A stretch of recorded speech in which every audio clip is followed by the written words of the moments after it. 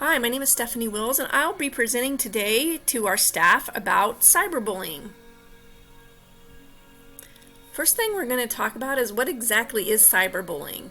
Cyberbullying is any type of harassment that is threatening or uses demeaning language to make mean comments, spread online rumors, or even make sexual remarks.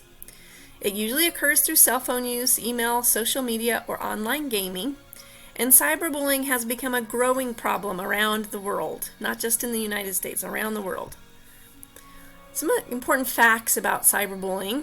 The most common type of online bullying is just mean comments. 35% of students have shared a screenshot of someone's status to laugh at them. 61% of teens have been bullied because of their appearance. 56% of online harassment victims have been harassed on Facebook. And 7 in 10 young people experience cyberbullying before they are 18 years old. What are the different forms of cyberbullying? The first form of cyberbullying is exclusion, and that is deliberately excluding someone from a group or an event. Harassment, sustained intentional bullying. Outing, which is publicly humiliating someone. Cyberstalking, harassment through online media. Fraping is logging into someone's account and impersonating them.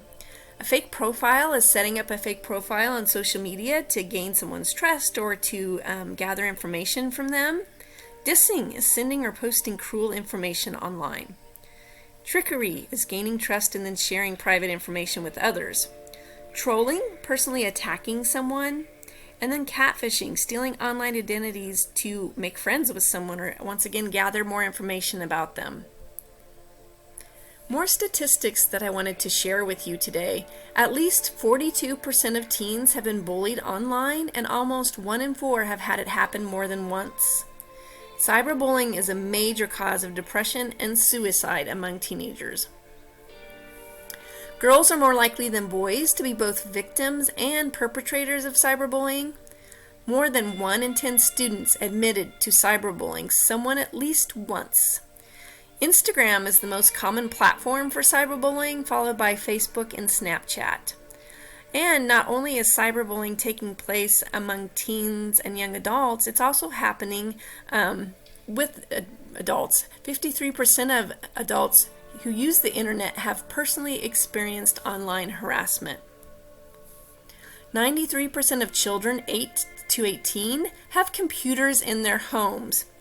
So there's always access to social media in a lot of our homes and in our communities. 66% of the children have personal cell phones.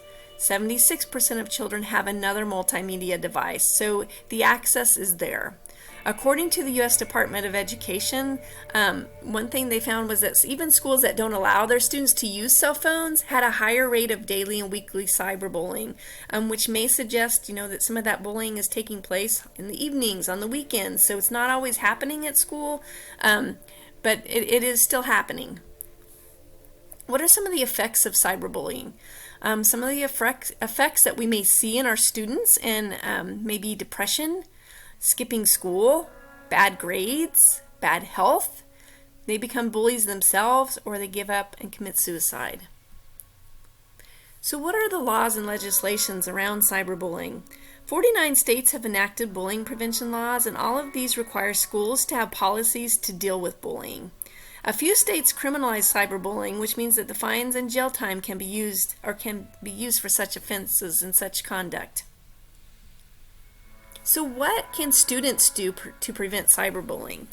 Our students in our school can prevent cyberbullying by reporting the incident, by talking to a trusted adult, reporting to the site, the app, or the game, showing other people that they're not alone by giving them support, working together, and posting positive comments, telling the perpetrator to stop and not encouraging that behavior, staying safe themselves and not giving up.